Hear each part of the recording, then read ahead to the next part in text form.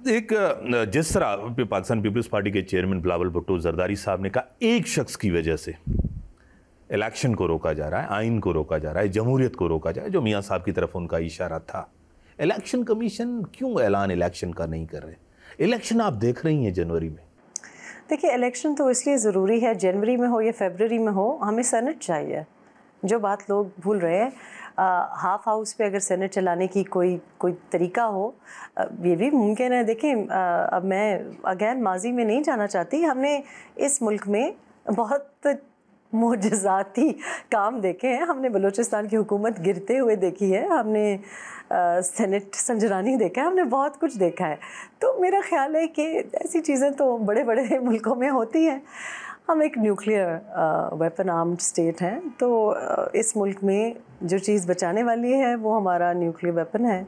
जो हमारी बात बचाने वाली है वो ये है कि हमारा सीपैक बनने जा रहा है।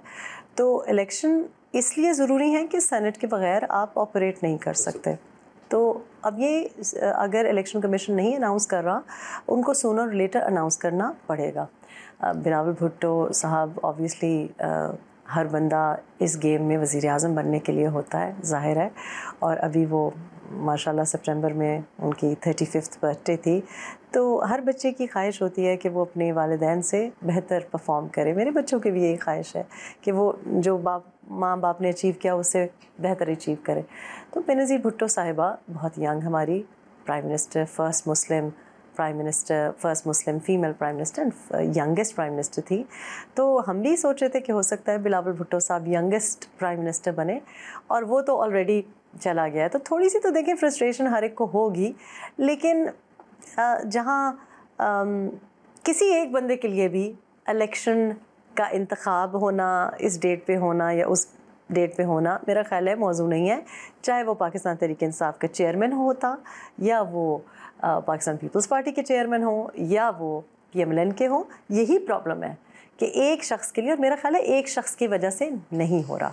मेरा जो ख्याल है वो ये नहीं है। मेरा ख्याल ये है कि ये भी एक सियासी बयानिया है, माजरत के साथ ये भी सियासी बयानिया है। कोई भी पॉलिटिकल पार्टी इस वक्त इलेक्शंस में जाना नहीं चाहती, चाहे पीपल्स पार्टी भी हो।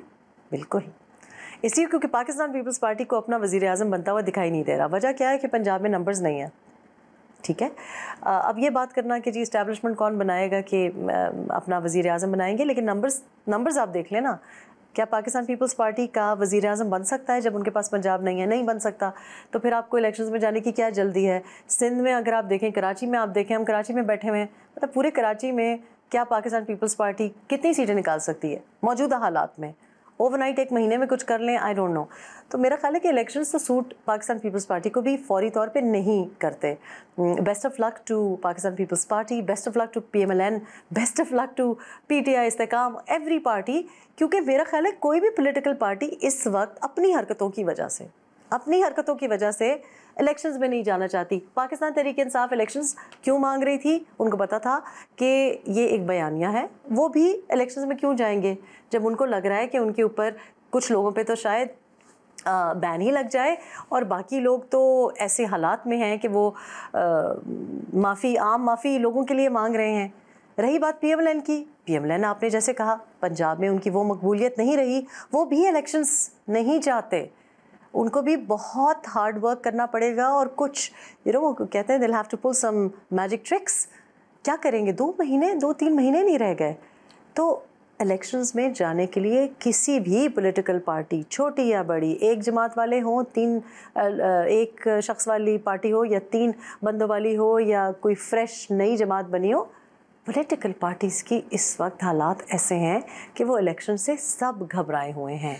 पिंडी ने अपना दरवाज़ा बंद किया हुआ है, बड़ा सख्त दरवाज़ा बंद किया हुआ है। आपको भी पता है प्रेसिडेंट साहब कोशिश कर रहे हैं कि PTI चेयरमैन के साथ कोई मुफाहमत हो, लेकिन जवाब नहीं है।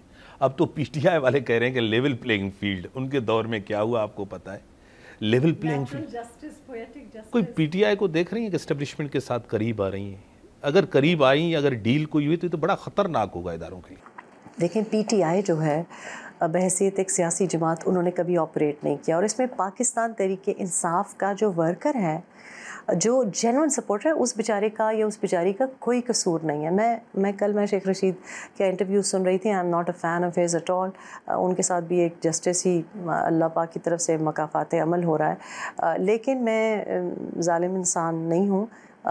मुझे उनकी बात सुन के इस बात से मैं मुत्तफ़िक थी कि जो आम कोई टिकटॉकर है या कोई लड़की है या कोई कोई आम वर्कर है, वो बेचारा जो इनकी वजह से उसका एक क्रिमिनल रिकॉर्ड बन गया है, खुदा न खास्ता सीक्रेट आर्मी एक्ट की नज़र हो रहा है, मैं समझती हूँ उनके लिए वाकई ही इज़ राइट, आम माफ़ी होनी चाहिए, क्योंकि वो बेचारे मिसलेड है, गुमराह हैं। ऐसे बहुत से लोग हैं जो कि पीटीआई को उन्होंने ज़िंदगी मखसूस की है। आज मेरे पास एक एम्प्लॉई है जो 20 साल की उम्र से उसने गाँव से आया और फिर मोहब्बत की नज़र हो गया, सारी ज़िंदगी उसने दी और उसको क्या मिला? वापस कुछ नहीं मिला। और आपने उसको ना काबीना में देखा, ना आपने उसको नज़रियाती आइडियोलॉजिकल कोई पार्टी प्रेसिडेंट के ओहदे पे देखा। तो लोग पाकिस्तान तहरीक इंसाफ वाले जो हैं, उनमें कुछ ऐसे लोग हैं जो कि सिंसियर थे, उनको ना हुकूमत के दौरान कुछ मिला, उस वक्त भी नज़रअंदाज किया गया, और आज भी वो बेचारे ना सियासत कर सकते हैं, ना लोगों को मुँह दिखा सकते हैं, छुप के भी कुछ लोग बैठे हुए हैं। पाकिस्तान तहरीक इंसाफ का वो जो एक आंसर है जो कि पॉलिटिकल है, उसको तो मेरा ख्याल है स्पेस देनी चाहिए और शायद दी भी जाए। बहुत थोड़े लोग हैं, लेकिन जहाँ तक बात पाकिस्तान तहरीक इंसाफ की चेयरमैन की है, वो मैं स्पेस ना देख रही हूँ। और वो इसलिए नहीं देख रही क्योंकि देखें, अगर उनके साथ कोई डील हो जाती है, अगर वो लंदन में जाके बैठ जाते हैं, तो वो तो इधर बैठ के उन्होंने ऐसी ख़तरनाक हरकतें की हैं, वो बाहर बैठ के क्या हरकतें करेंगे? तो ये तो पिंडी के दरवाजे बंद नहीं हुए। People like you and I R very worried about it. Again I will give you an example कि मियां मोहम्मद नवाज शरीफ साहब 4 साल एग्जाइल में बैठे रहे हैं, और उससे पहले भी जब बैठे हुए थे और ख़ुद आके उन्होंने गिरफ्तारी दी। सही। और जो बातें उन्होंने कही हैं, उन्होंने बड़ी मोहतात तरीके से बातें की है, ये बातें नहीं की। इसी तरह अल्ताफ़ हुसैन साहब, मेरी तो इतला नहीं है कि कभी प्राइम मिनिस्टर ऑफिस में हो, ठीक है, अगर वो कोई बात कर भी रहे थे, उनके ऊपर भी कितना उनको अपना कर्ज चुकाना पड़ा है, उनको अपने गुनाहों का जो है सज़ा भुगतनी पड़ी है। लेकिन मैं या आप या अगर कोई आम कोई शख्स है और वो कोई बात कर दे, तो हम पे तो इतना बर्डन ऑफ रिस्पॉन्सिबिलिटी नहीं है। लेकिन एक शख्स जो कि प्राइम मिनिस्टर ऑफिस का हल्फ उठाता है, कुरान पाक पे हाथ रख के एलिजेंस का अहद करता है, प्राइम मिनिस्टर ऑफिस में बैठता है, वो साइफर तक कैसे आ सकता है? 9 मई तो बड़ी बात की बात है। वो एक डी क्लासिफाइड डॉक्यूमेंट है कि नहीं है, उसके बारे में बात कैसे कर सकता है? ये तो कोई जूनियर शख्स जो कि एम्बेसी में काम करता है वो नहीं कर सकता। तो ये तो एक बहुत बड़े लेवल का गुनाह है। ये 9 मई से पहले का बड़ा गुनाह है, जो कि लोग इसके बारे में बात नहीं करते कि भाई हमें पता नहीं है कि 8 अप्रैल को क्या वो डॉक्यूमेंट डिक्लासिफाई हुआ, और अगर हुआ तो मतलब 4 बंदों ने देखा, 5 बंदों ने देखा, क्या ये बात आम पब्लिक के साथ करने वाली है? क्या एक प्राइम मिनिस्टर कर सकता है? नहीं।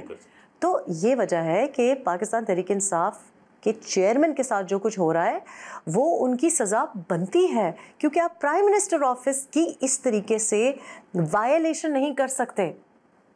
तो उनका फ्यूचर मैं नहीं देख रही, और अगर उनके साथ कोई डील करने जा रहा है तो मुल्क के साथ वो बहुत बड़ा नाइंसाफ़ी करने जा रहा है। अगर कोई उनके साथ, मैं नहीं देख रही कि डील हो रही है, मैं नहीं समझ रही कि उनको कोई एग्ज़िट रूट मिलेगा, लेकिन अगर किसी ने दे दिया तो उस ग्रुप के साथ फिर मेरे ख्याल से इदारों के साथ भी और मुल्क के साथ भी बहुत बड़ा जुल्म होगा। मेरा ख्याल है कि मुमकिन ही नहीं होना चाहिए।